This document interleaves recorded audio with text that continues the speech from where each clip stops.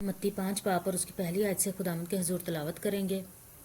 وہ اس بھیڑ کو دیکھ کر پہاڑ پر چڑھ گیا اور جب بیٹھ گیا تو اس کے شاگرد اس کے پاس آئے اور وہ اپنی زبان کھول کر ان کو یوں تعلیم دینے لگا: مبارک ہیں وہ جو دل کے غریب ہیں، کیونکہ آسمان کی بادشاہی انہی کی ہے۔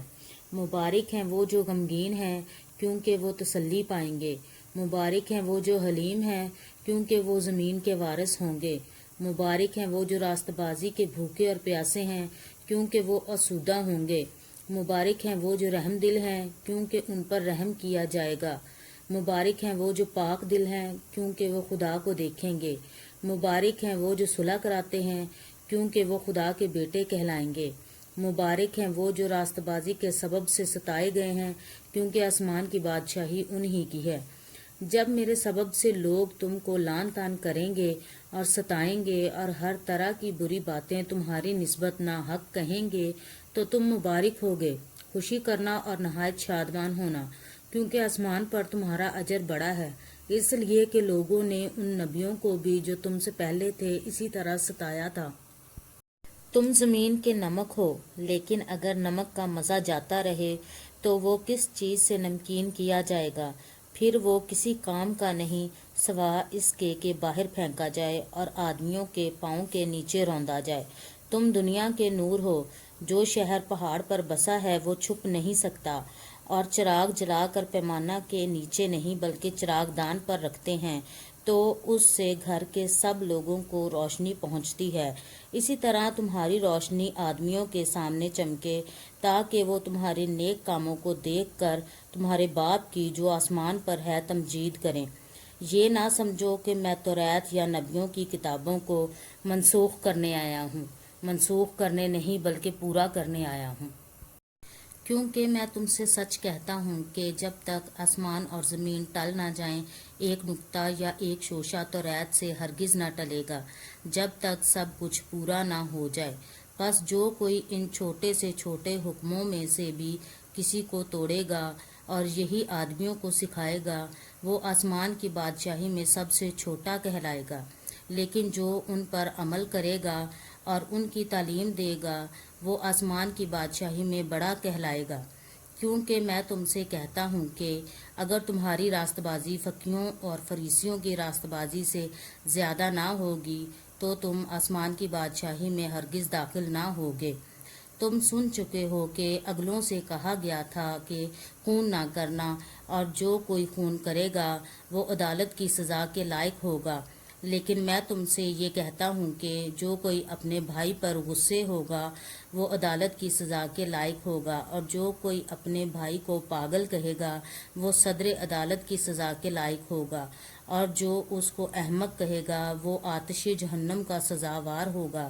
پس اگر تو قربان گاہ پر اپنی نظر گزرانتا ہے اور وہاں تجھے یاد آئے کہ میرے بھائی کو مجھ سے کچھ شکایت ہے، تو وہیں قربان گاہ کے آگے اپنی نظر چھوڑ دے اور جا کر پہلے اپنے بھائی سے ملاپ کر، تب آ کر اپنی نظر گزران۔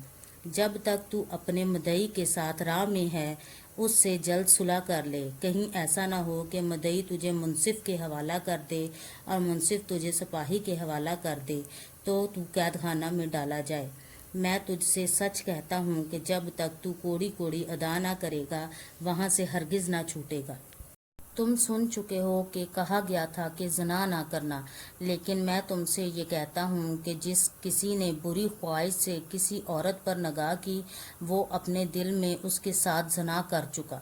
پس اگر تیری داہنی آنکھ تجھے ٹھوکر کھلائے تو اسے نکال کر اپنے پاس سے پھینک دے، کیونکہ تیرے لیے یہی بہتر ہے کہ تیرے اعضاء میں سے ایک جاتا رہے اور تیرا سارا بدن جہنم میں نہ ڈالا جائے۔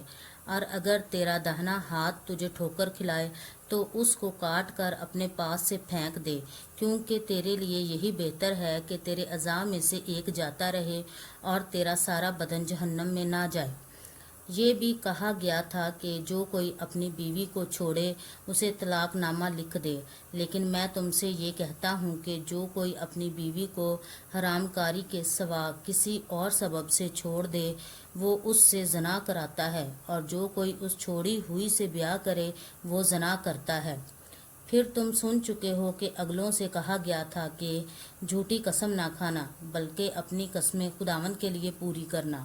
لیکن میں تم سے یہ کہتا ہوں کہ بالکل قسم نہ کھانا، نہ تو آسمان کی کیونکہ وہ خدا کا تخت ہے، نہ زمین کی کیونکہ وہ اس کے پاؤں کی چوکی ہے، نہ یروشلم کی کیونکہ وہ بزرگ بادشاہ کا شہر ہے، نہ اپنے سر کی قسم کھانا کیونکہ تو ایک بال کو بھی سفید یا کالا نہیں کر سکتا، بلکہ تمہارا کلام ہاں ہاں یا نہیں نہیں ہو، کیونکہ جو اس سے زیادہ ہے وہ بدی سے ہے۔ تم سن چکے ہو کہ کہا گیا تھا کہ آنکھ کے بدلے آنکھ اور دانت کے بدلے دانت، لیکن میں تم سے یہ کہتا ہوں کہ شریر کا مقابلہ نہ کرنا، بلکہ جو کوئی تیرے داہنے گال پر تماچا مارے دوسرا بھی اس کی طرف پھیر دے، اور اگر کوئی تجھ پر نالش کر کے تیرا کرتا لینا چاہے تو چوگا بھی اسے لے لینے دے، اور جو کوئی تجھے ایک کوس بیگار میں لے جائے اس کے ساتھ 2 کوس چلا جا۔ جو کوئی تجھ سے مانگے اسے دے، اور جو تجھ سے قرض چاہے اس سے منہ نہ موڑ۔